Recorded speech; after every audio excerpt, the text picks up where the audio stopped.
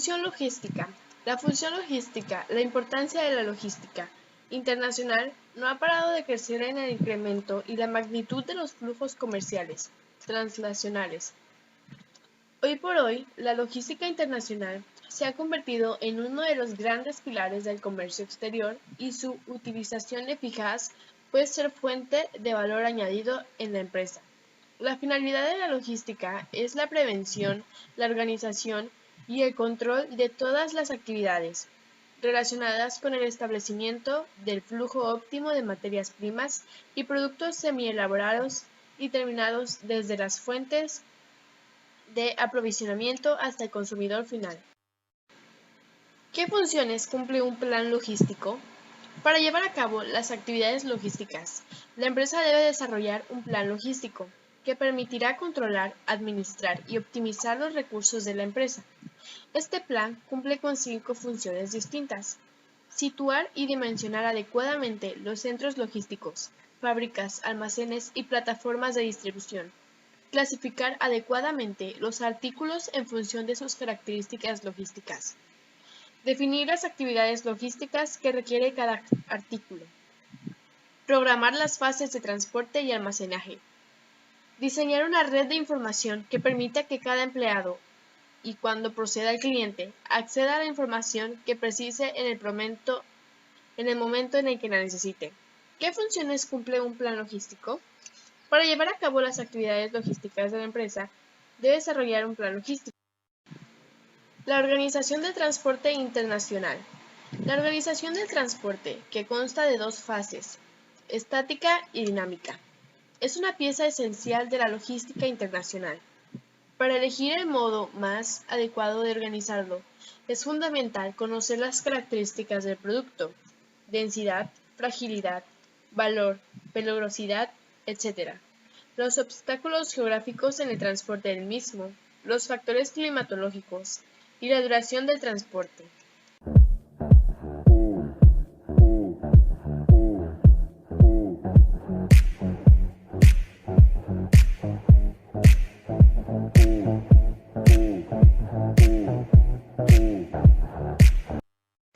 Fase estática o de preparación. Esta fase consiste, por un lado, en la protección física, la manipulación de la mercancía, la estiva o colocación dentro de los vehículos, el almacenaje y, por otro lado, en la protección jurídico-económica de vehículos y mercancías. Aunque no es obligatorio, contratar un seguro internacional de mercancías es conveniente hacerlo, puesto que protegerá al importador o exportador en caso de que la mercancía sufra daños durante el transporte. Es particularmente relevante contratar un seguro cuando se trata de una gran cantidad de mercancía o de mercancía de mucho valor. Como cabe esperar, los costos de seguro dependen del tipo de mercancía del viaje que se va a realizar de la extensión de la cobertura prevista. El factor esencial en el cumplimiento del contrato se basa en el conocimiento y uso eficaz de las técnicas siguientes. Envase y embalaje. Envasar una mercancía es colocar envaso, es decir, en contacto íntimo con el recipiente que la contiene y además dosificarla y presentarla según las exigencias del mercado, por lo que tiene una importante finalidad de marketing. Embalarla es colocar en bala, es decir, en un atado o bulto que la proteja durante el transporte, siendo sus finalidades: protegerla durante el traslado, que puede ser muy largo, facilitar su manipulación y recepción por medios normales, obtener un equilibrio entre el coste y la calidad de la protección, facilitar la identificación de las mercancías con etiquetas normalizadas, facilitar la expedición aduanera, disminuir los riesgos para personas. Para abordar problemas de embalaje, es necesario el estudio sistemático de los siguientes aspectos: del producto, su estado físico y características; material constituyente; identificación; características del medio de transporte; costos. De los materiales, es necesario un conocimiento de sus potencialidades, como madera, papel, cartón, vidrio, textiles, metales, plásticos. Todas las manipulaciones de la mercancía tienden a estandarizarse por obtener unos movimientos homogéneos y unos transporte lo más agrupados posibles con el fin de abatar los costos.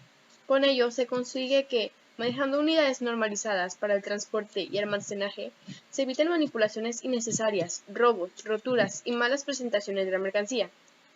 Entre los embalajes más utilizados de transporte, merecen especialmente atención 2. Paleta.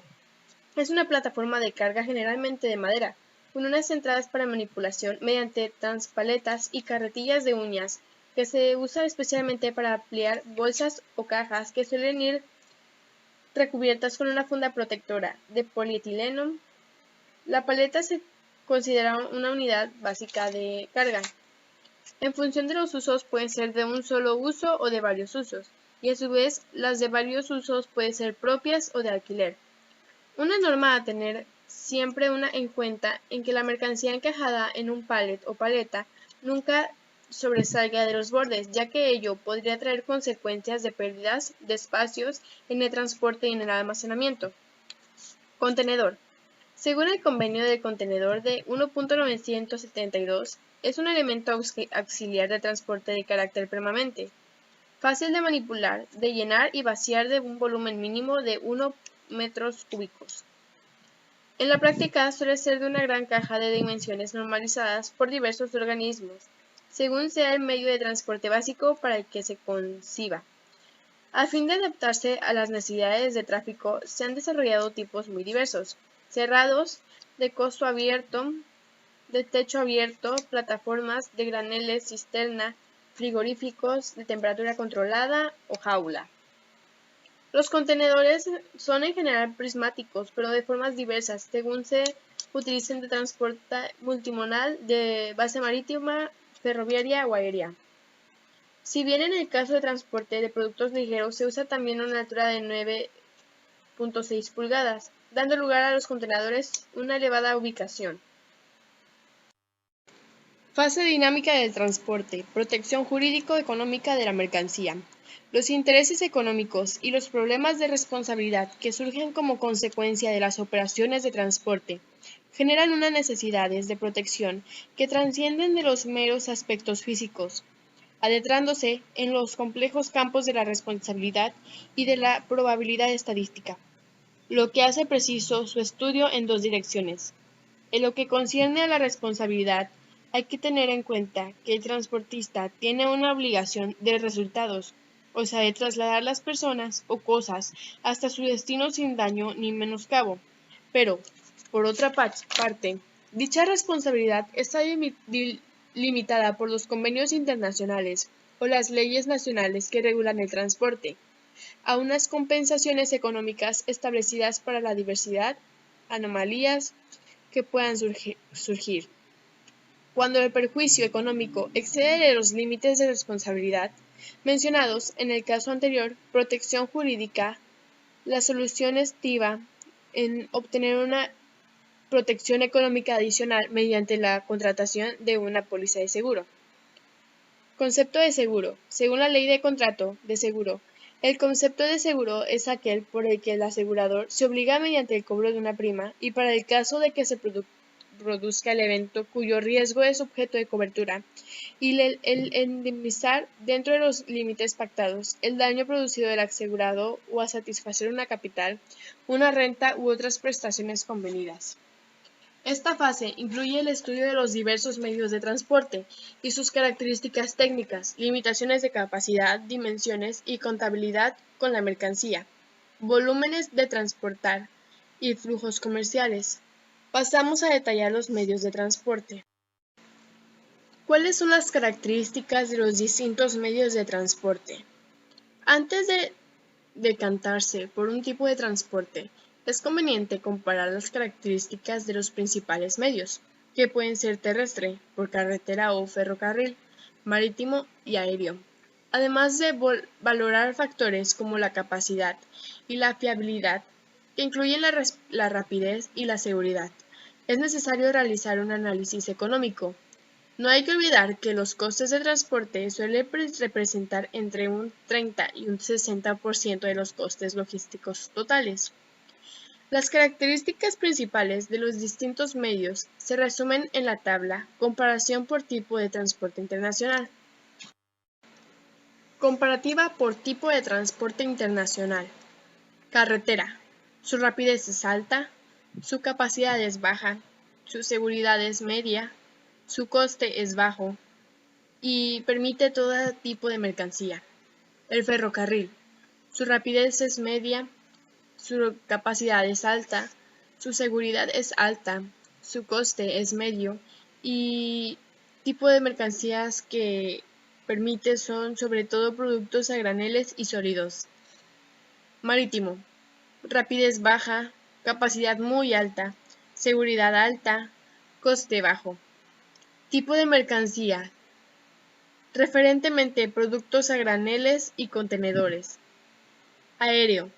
Rapidez muy alta, capacidad baja, seguridad muy alta, coste alto y mercancía de alto valor y mercancías perecederas. Multimodal. Rapidez alta, capacidad media, seguridad media, coste medio y tipo de mercancías todas. Otras características que se deben valorar. Además de estas características específicas del medio utilizado, hay otros criterios que deben ser valorados para la selección óptima de los medios logísticos en las operaciones internacionales, entre los que destacan los siguientes factores. Técnico. Derivados de la relación entre la mercancía y el vehículo, siendo los más importantes la capacidad, velocidad, dimensiones, resistencia, seguridad e idoneidad del vehículo para el transporte de la mercancía. Geográficos. Es necesario conocer la estructura geográfica y las condiciones climatológicas de los países por los que va a transitar la mercancía y las vías de acceso, tales como puertos, aeropuertos, líneas marítimas y aéreas, carreteras y ferrocarriles. Contractuales. El exportador debe tener en cuenta los efectos en el transporte de aspectos, tales como las necesidades de subcontratación, el derecho de propiedad, la forma de pago de la operación o las condiciones de entrega que se establecen en los 5 terms. Reglamentarios. Las mercancías peligrosas o perecederas, los animales vivos y las armas tienen importantes restricciones, hasta tal punto que una preparación inadecuada de la operación en sus aspectos técnicos y documentales puede convertir la operación en ilegal. Políticos y sociales. El exportador debe tener en cuenta la situación política de los países de origen, tránsito y destino, la calidad profesional y los salarios de las personas involucradas en el transporte en los distintos países, así como la estabilidad social, entre otros factores.